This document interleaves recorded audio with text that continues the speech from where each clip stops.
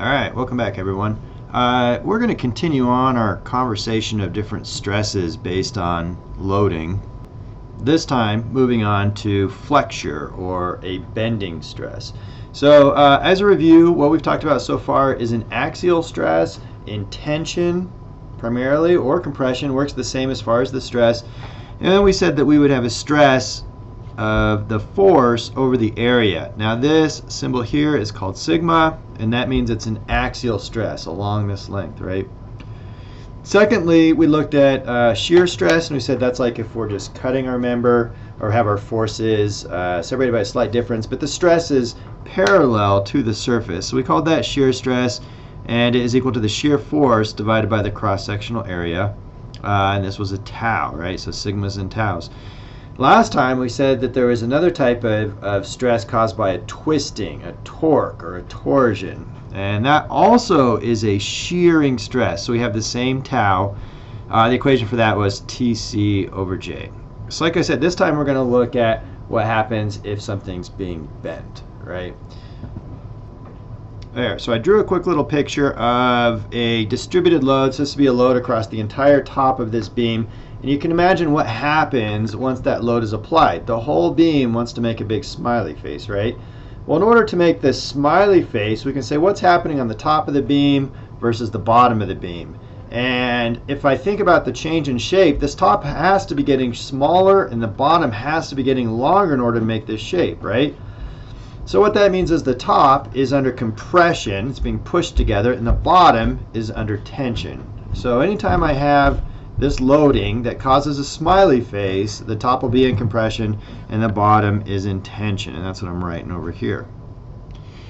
So if I were to look at a cross section, we say, well, what's going on inside the beam along here, right, with this tension and compression?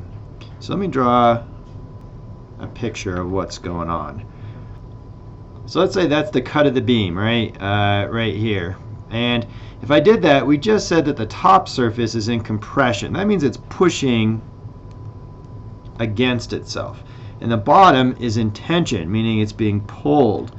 So if I were to look at that one little cross section, that's what's going on. And in between the two, just like we saw with torsion, we have a linear relationship that goes like that. So it decreases, our amount of bending stress is decreasing as I move down towards that center point, and then increases again on the tension side, right? So this is our maximum compression, and this side is our maximum tension.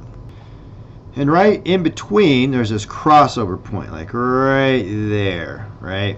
Well, that's key because it means that there is no stress now. Now we're going to have a name for this. First off, we're going to label it as if it's like an XY axis, and this is when y is equal to 0, meaning this would be positive y and this would be negative y, right? Now this y equals 0 is a very special point because there is no stress at that point. And because of that, we have a name. What we call this is the neutral axis of our beam. So of course anything above the neutral axis is in compression, anything below that neutral axis would be in tension. And all of this assumes that I have this moment that's making it smile, right? It's doing this bending force is making it smile. So we call that a moment or a bending force. Of course, if we're going the other direction, making it frown, everything would flip. Tension would be on the top and compression would be on the bottom. So with that, we can develop an equation for what our stress looks like anywhere away from that neutral axis. And this is that equation. So what I see is I'm using a sigma to represent this stress. And that should make sense because what we did before is we said if we have an axial force in tension or compression, we call that sigma. Well, it's the same idea here. This bending is causing compression or tension, so we use the same sigma. We say that's equal to this my over I. Now, we did introduce one other term last time, and that was that value c. We said c was the distance from, well, with torsion, it was distance from the center to the outside fiber. Same idea here, but now our c is going to be the distance where it's 0 out to the outside fiber vertically, right? So same idea. Or We could have minus c if I'm going down. So all that's really telling us is if I'm just looking for my maximum value, I could rewrite this equation, the exact same equation. However, I'm replacing the y with a c. So let's define what these variables mean and how we're going to use these. So looking at these variables, the first letter that I don't know then is this m, and this m stands for moment. And what a moment is a bending force. I kind of talked about this y. Y would just be that distance, either up or down, and that would give you a sine from the neutral axis, which is typically that midpoint or the center, right, vertically with that height bit. And then I have I, and this capital I represents the moment of inertia for this beam. And in essence, what the moment of inertia is, it's a resistance to bending. So let's define each one of these and look a little more detail how we're going to find them. Starting with the moment, that bending force.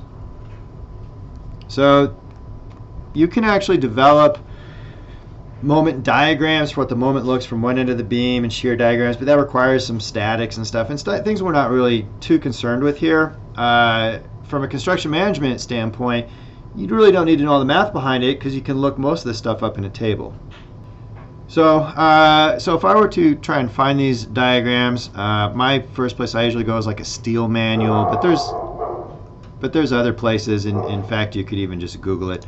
But what a load diagram might look like is something like this. And this is the most common loading, meaning what I have is a beam that is supported by two ends, and then I have a load pushing down all along this beam. So if you had like floor joists or any beam with usually using like a live load and dead load pushing down on it, and you're just supported on the two ends, not two span or anything, that's what you have. What we're concerned with here is our moment. You could do moment, this moment x means, well, it's some distance away from the end. Usually, what we care about is what's the worst case scenario, right? And that's right here with our maximum moment. So, if I were to sketch this out, this is what it looks like, basically the same sort of drawing. So what I have is a beam supported by these two walls on the end, and then I have some kind of load. And this force pushing down is what I'm calling load, and that's designated with a W, and it'll be given in a force per length, usually pounds per foot. And then the other thing that I need to know is what is the distance that it is spanning, right? We call that L. What's the distance between those two supports? So if that's the case, from this table, what I see as the moment is WL squared over 8. So like I said, that's probably the most common. You'll see that all the time. WL squared over 8 anytime you have a simply supported beam. The other really common one that we should know, and I'm only going to have two in this class, is if I just have a point load in the middle of my beam, and then I would know my maximum moment, which is right at that point load, is PL over 4. So once again, drawing it out, I end up with something like that. All right, so looking back at our equation, we know what sigma is. Now we know what the m is. We know what y is. That's that just distance up or down. Usually it's the halfway point. So if you're looking for the worst case scenario and this were like a 8-inch deep beam, it would be 4 inches, right? The distance from here up would be 4. But regardless, let's talk about this I, moment of inertia. Like I said, that's the resistance to the bending.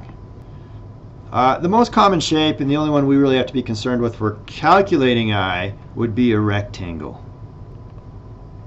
So if I have a rectangle, that's the stronger direction. If you had, your height, your taller way, your this longer dimension, you want to be on the vertical side for your greater strength. So I have two values there, base and the height, and here is the equation for the moment of inertia. The moment of inertia I is equal to 1/12 times the base times the height cubed.